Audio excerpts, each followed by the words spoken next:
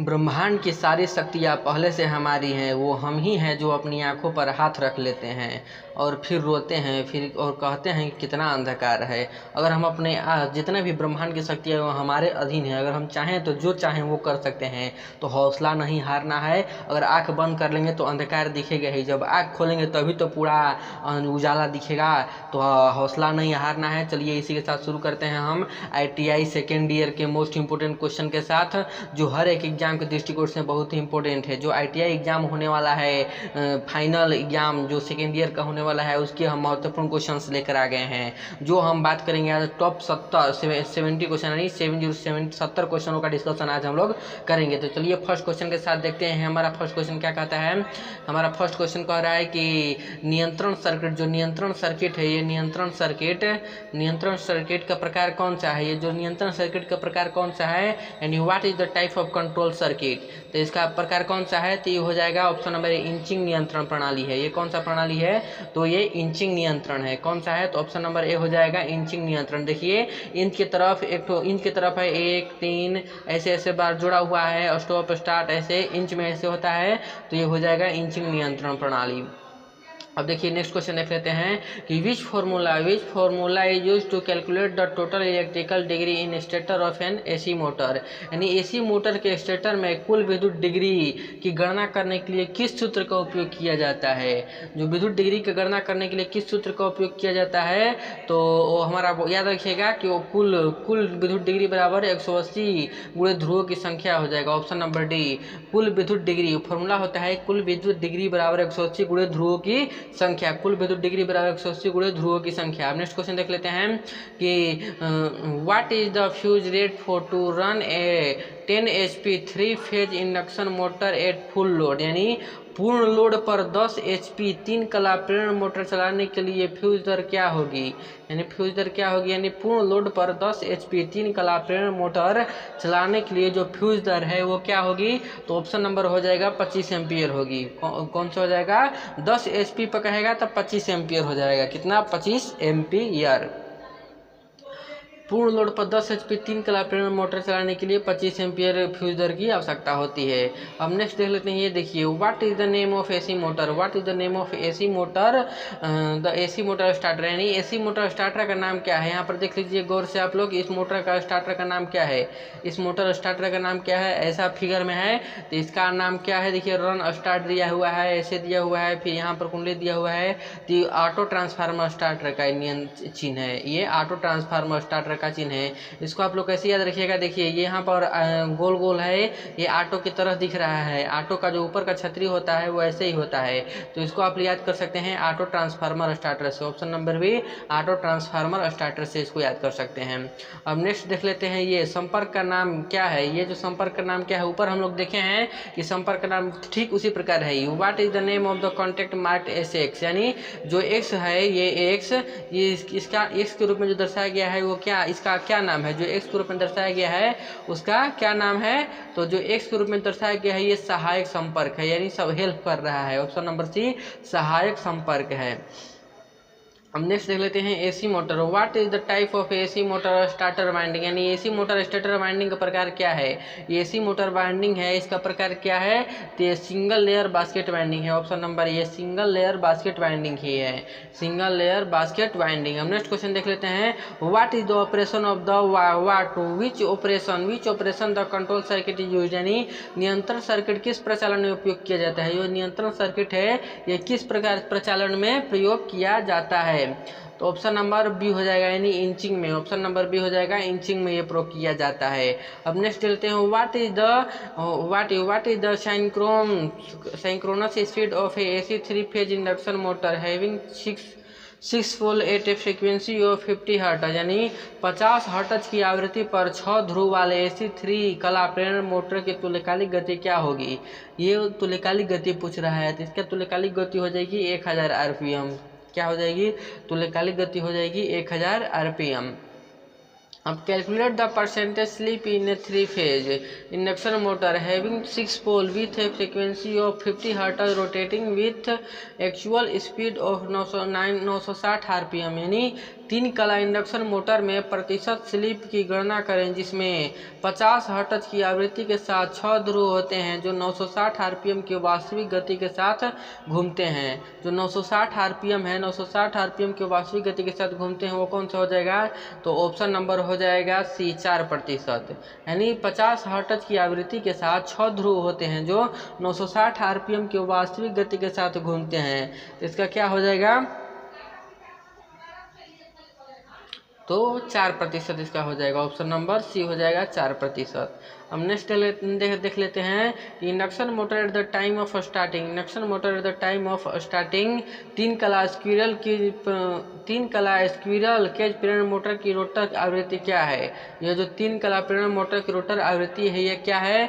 तो option number हो जाएगा ए, यानी इक्वल टू सप्लाई फ्रीक्वेंसी, आपूर्ति की आवृत्ति के बराबर, आपूर्ति की आवृत्ति के बराबर। अब नेक्स्ट देख लेते हैं। Which type of test is conducted using internal growler in AC motor winding, यानी एसी मोटर वाइंडिंग में आंतरिक ग्राउलर का उपयोग करके किस प्रकार का परीक्षण का उपयोग किया जाता है? जो आंतरिक जो एसी मोटर है, एसी मोटर वाइंडिंग में आंतरिक ग्राउलर का उपयोग करके कौन सा टेस्ट किया जाता है? तो शॉर्ट सर्किट टेस्ट किया जाता है। ऑप्शन नंबर डी हो जाएगा शॉर्ट सर्किट टेस्ट। आंतरिक ग्राउलर का उपयोग करके हम लोग कहीं भी आंतरिक ग्राउलर दिया रहेगा तो आंतरिक ग्राउलर में शॉर्ट सर्किट होता है, बाहरी ग्राउलर में क्या होता है? आप लोग कमेंट बॉक्स में जरूर बताएं। Which method is applied to control the speed of three-phase squirrel cage induction motor from its rotor side, यानी अपने रोटर पक्ष से तीन कला स्क्विरल केज प्रेरण मोटर की गति को नियंत्रित करने के लिए कौन सी विधि आरोपित की जाती है? कौन सी विधि आरोपित की जाती है? तो ऑप्शन नंबर ए हो जाएगा कैस्केड संचालन विधि, कैस्केड संचालन विधि। ऑप्शन नंबर ए कैस्केड संचालन विधि। Which device is used to test starter winding short and open fault, यानी स्टार्टर वाइंडिंग शॉर्ट और ओपन फॉल्ट का परीक्षण करने के लिए किस उपकरण का उपयोग किया जाता है? जो स्टार्टर वाइंडिंग है शॉर्ट और ओपन सर्किट को पूरा करने के लिए किसका उपयोग किया जाता है? तो आंतरिक ग्राउलर का उपयोग किया जाता है। अभी हम बताएं आपको कि कभी भी स्टार्टर वाइंडिंग और शॉर्ट ओपन फॉल्ट परीक्षण कहेगा, यानी शॉर्ट परीक्षण कहेगा तो आंतरिक ग्राउलर मारना है आंख बंद करके। अब नेक्स्ट देख लेते हैं। Which loss of three phase induction motor is determined by block rotor test, यानी अवरुद्ध रोटर परीक्षण द्वारा तीन कला प्रेरण मोटर का कौन सा नुकसान निर्धारित किया जाता है? कौन सा नुकसान निर्धारित किया जाता है? तो ऑप्शन नंबर ए कॉपर की कमी, कॉपर लॉस। कौन सा नुकसान निर्धारित किया जाता है? कॉपर की कमी, यानी कॉपर लॉस निर्धारित किया जाता है। What is the purpose of using thermal cutout in addition to fuse in AC motor circuit, यानी AC मोटर सर्किट में फ्यूज के अलावा थर्मल कटआउट का उपयोग करने का उद्देश्य क्या है? जो AC मोटर है, AC मोटर सर्किट में फ्यूज के अलावा थर्मल कटआउट का उपयोग करने का उद्देश्य क्या है? तो ऑप्शन नंबर सी हो जाएगा लगातार ओवरलोडिंग से बचने के लिए। लगातार ओवरलोडिंग की अनुमति के लिए हम लोग थर्मल कटआउट का उपयोग किया जाता है, लगातार ओवरलोडिंग की अनुमति से के लिए। अब नेक्स्ट देख लेते हैं कि रिवाइंडिंग प्रक्रिया में वार्निशिंग से पहले मोटर के लिए प्री हीटिंग क्यों आवश्यक है? जो रिवाइंडिंग प्रक्रिया होती है, रिवाइंडिंग जो प्रक्रिया होती है उसमें वार्निशिंग से पहले मोटर के लिए प्री हीटिंग क्यों आवश्यक है? तो वाइंडिंग देखिए ऑप्शन नंबर डी हो जाएगा to drive out the moisture in between winding layer, winding परतों के बीच की नमी को बाहर निकालने के लिए। जो वाइंडिंग परत है उसके बीच की नमी को बाहर निकालने के लिए। अब परिवर्तित गति पर उच्च प्रारंभिक बलागुण प्रदान करने के लिए किस प्रकार की मोटर का उपयोग किया जाता है? जो परिवर्तित गति देखिए यहाँ पर परिवर्तित गति पर उच्च प्रारंभिक बलागुण प्रदान करने के लिए किस प्रकार की मोटर का उपयोग किया जाता है? तो ऑप्शन नंबर सी हो जाएगा थ्री कला स्प्लिंग रिंग प्रेरण मोटर का उपयोग किया जाता है। थ्री कला स्लिप रिंग प्रेरण मोटर का उपयोग किया जाता है। देखिए वही क्वेश्चन है ऊपर वाला, three class slip ring motor का रिपीट हो गया है। नेक्स्ट क्वेश्चन देखते हैं।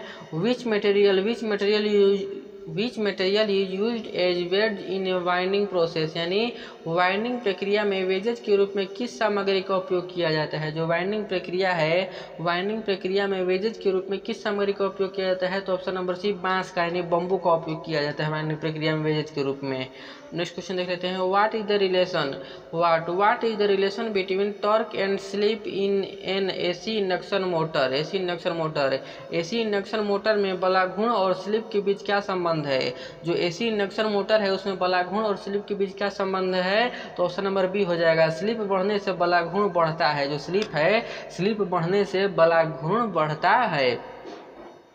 अब नेक्स्ट क्वेश्चन देख लेते हैं, which test in winding is essential before giving supply, यानी आपूर्ति देने से पहले वाइंडिंग में कौन सा परीक्षण आवश्यक है। जो आपूर्ति है, आपूर्ति देने से पहले वाइंडिंग में कौन सा परीक्षण आवश्यक होता है, तो पोलरिटी टेस्ट अति आवश्यक होता है वाइंडिंग में आपूर्ति देने से पहले।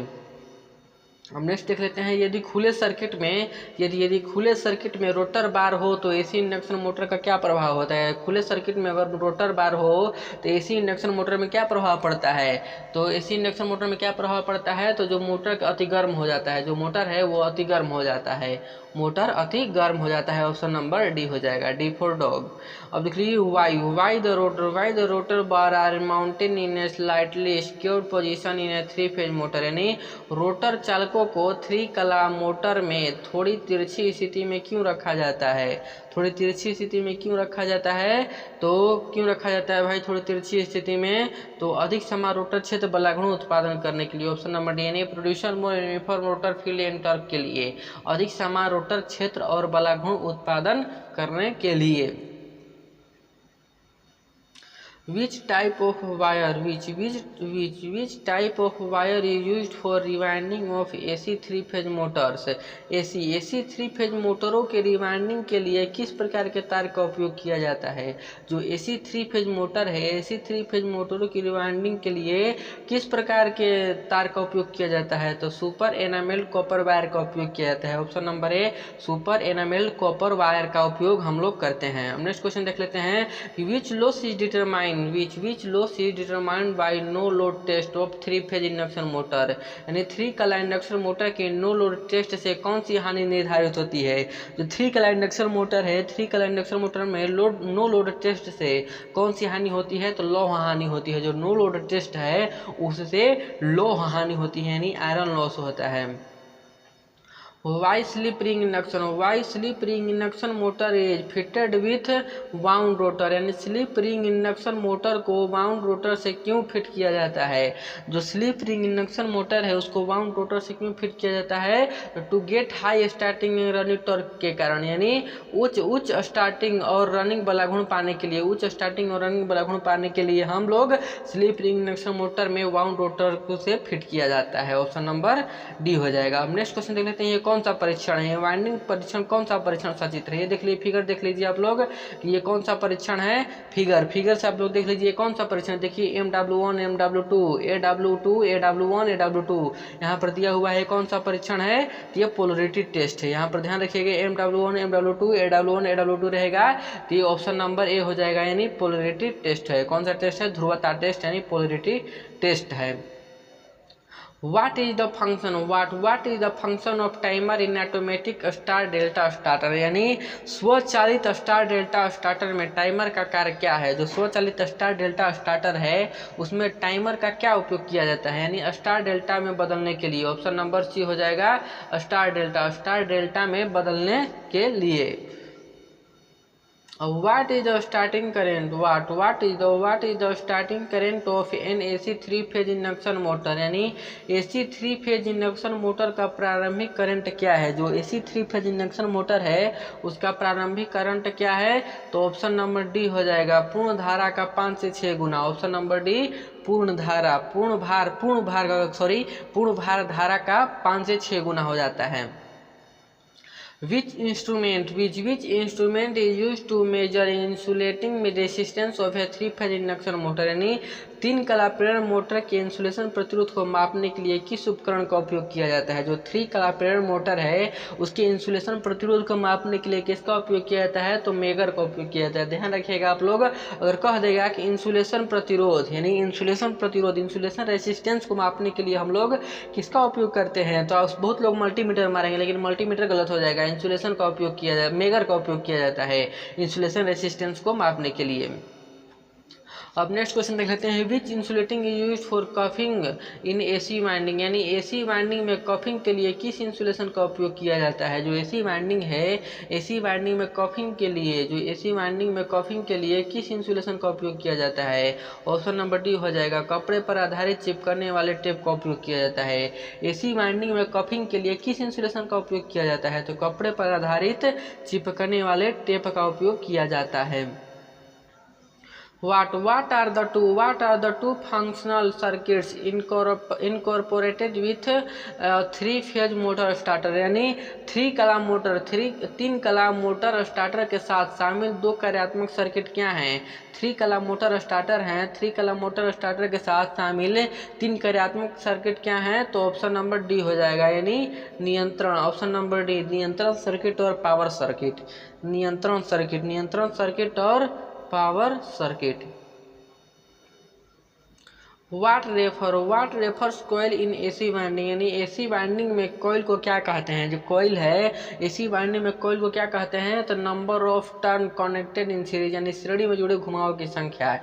एसी वाइंडिंग में कॉइल को क्या कहते हैं? एसी वाइंडिंग में कॉइल को कहते हैं श्रेणी में जुड़े घुमावों की संख्या। ऑप्शन नंबर ए।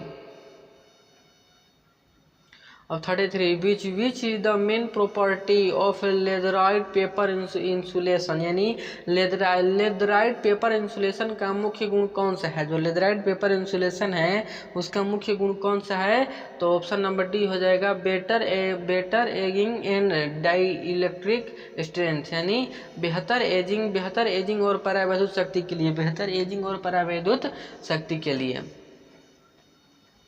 चलिए आज हम यहीं तक देखते हैं। अब बात करेंगे नेक्स्ट 34 से 70 तक 34 से लेकर 70 तक देखेंगे, 70 यानी 70 तक, 34 से लेकर 70 तक देखेंगे नेक्स्ट वीडियो में। तब तक हमारे वीडियो तक आप लोग बने रहें, और इसका जो डिस्क्रिप्शन बॉक्स में लिंक पार्ट 1 पार्ट 2 का दे देंगे, इसमें हम पार्ट 1 पार्ट 2 आप लोग देख लीजिएगा, या पार्ट 3 है तो पेपर नज़दीक आ गया है तो आप लोग ज़्यादा से ज़्यादा वीडियो को देखें और ज़्यादा से ज़्यादा लोग के पास शेयर करें कि अधिक लोग के पास ये पहुँच सके। चलिए फिर से मिलते हैं नेक्स्ट नए वीडियो के साथ, तब तक के लिए जय हिंद।